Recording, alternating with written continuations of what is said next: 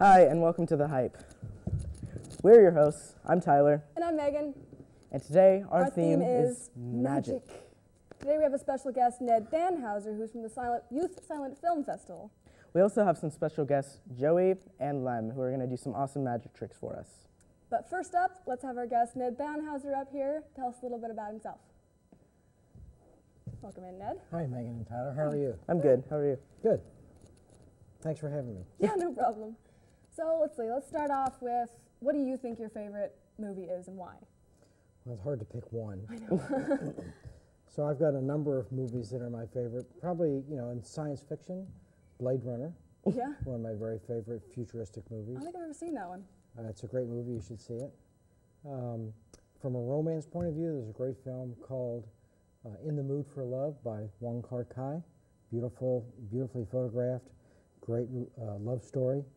And then, of course, there's classic films like Citizen Kane, which tells an amazing story based on what some people think was the true life of William Randolph Hearst. Oh, yeah. Those are always fun to watch. Yeah, Maybe it's a great film. true, maybe not. Yeah. So talking about magic. All right, so what kind of magic goes into making a silent film? Well, in the early days, there was a filmmaker in Paris, France, by the name of Georges Millet.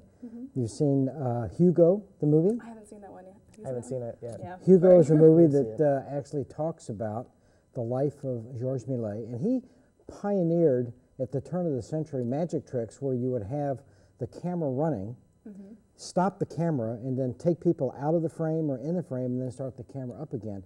So much like your introduction, people would just magically appear or disappear, or objects would appear or transform from an object and then to a puff of smoke when it disappeared. Yeah. So it was one of the pioneers in early magic, and that kind of became a spectacle for people when they watched films that brought them into the theaters as a new form of entertainment. Yeah.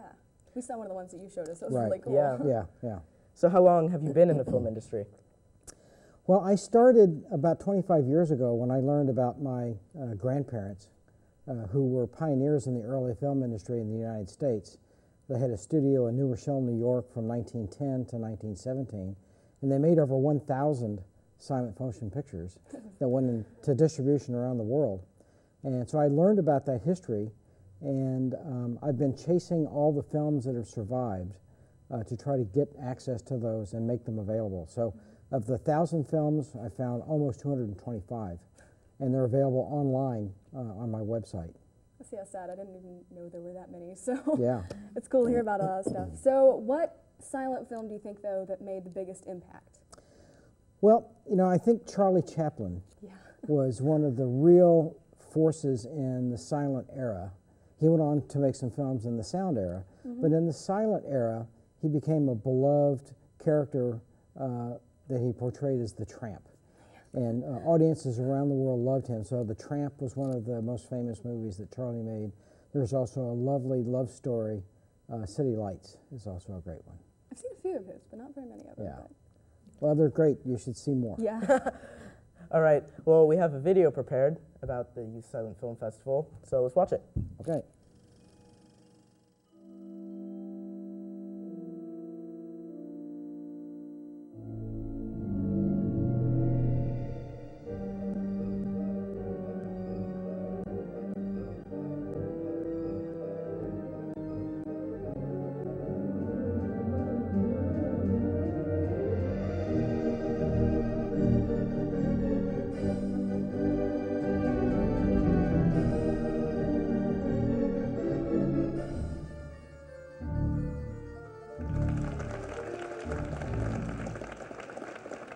The theater is packed, but not for the latest blockbuster.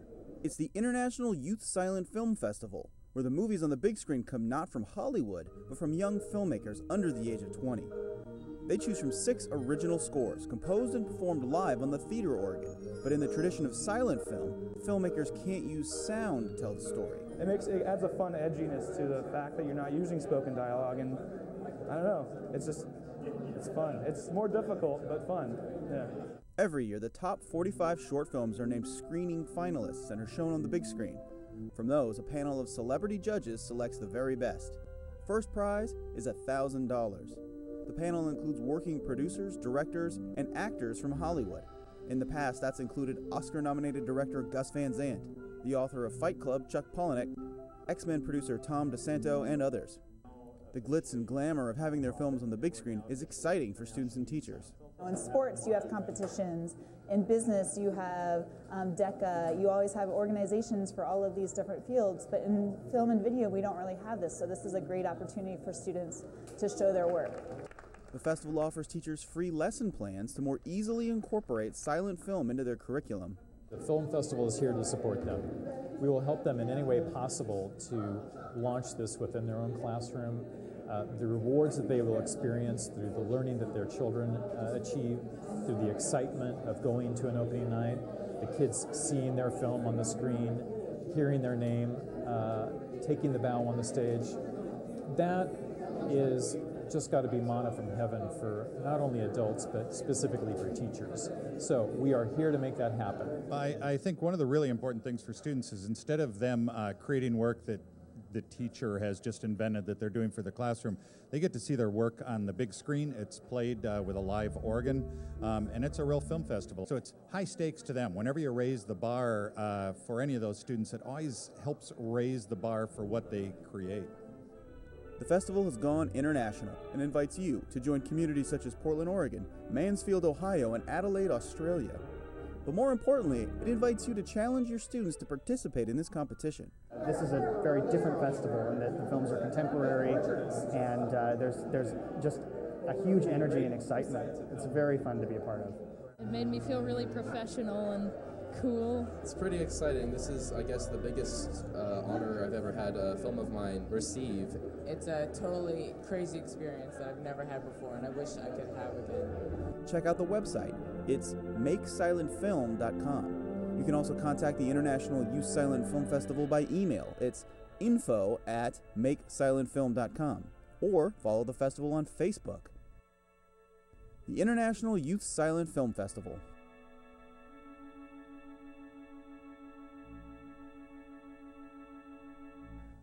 Wow, that was actually really interesting. I'm so excited for it. Oh. So how would someone get involved with the Youth Silent Film Festival? Well, as you heard in the video, there's a website, www.makesilentfilm.com, that's got all the information about how to get your film submitted. The key thing is the deadline.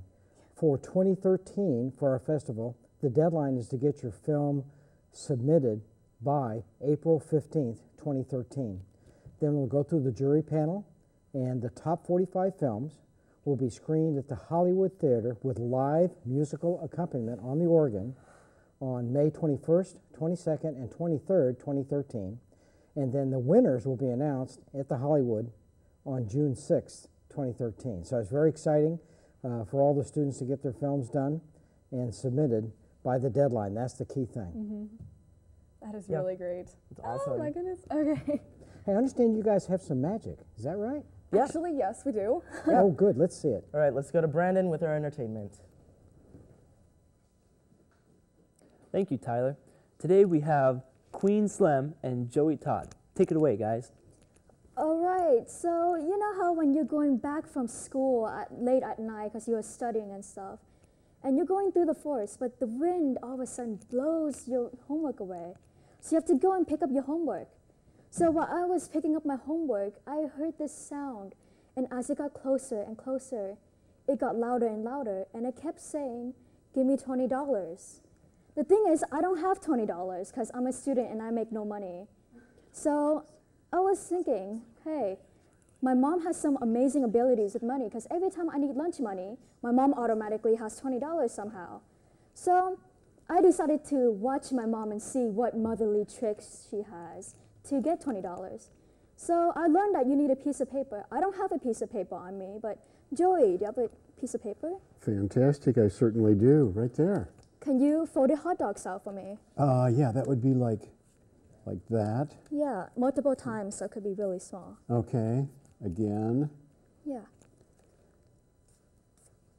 Okay, and I think I can get it one more time. That's about it, the end of it right there. Okay, there we go. Yeah, thank you. As you can see, this is just a piece of paper. It's nothing really interesting. I happen to have a lighter. I do not smoke. I really suggest that you guys don't smoke. I have asthma. So as you can see, this is a lighter. So I'll just light this up. like that. Now just let it burn for a while. Just keep burning. Distract Slenderman too, so you don't die, because you don't want to die. So keep doing this until you think it's almost out of it. So just keep doing it like this. And then once it's almost out, you just do this and keep doing this. Give me $20, give me $20, no wife in the club. So after a while, $20 will appear, and you get $20. Woo! Thank you, Queen Slim. That was awesome. So, how long did it take you to master that trick? Oh, it took me about 2 days to master the trick. And where did you learn to do that trick? My mother taught me at last moment. Very interesting. So, Joey, what do you think is the most important key to being a magician? Wow. I think probably, well, actually, I don't really even believe in magic. I mean, I believe in just truth and illusion. I think those are the most important things to think of. Sorry if I didn't quite, if I flubbed up on the question. But cool. And what is a magician's biggest secret? Well, I think, I'm not too sure. I'm still working on that. Okay. Awesome. Well, thank you guys for that awesome show. And now back to you, hosts. All right. Thanks, Brandon. Well, that's been our show for today. Thank you for tuning in. Until next time, I'm Megan. I'm Tyler. And you can actually watch us. You can watch us at facebook.com/watchthehype. But until next time, we hope we hyped up your day.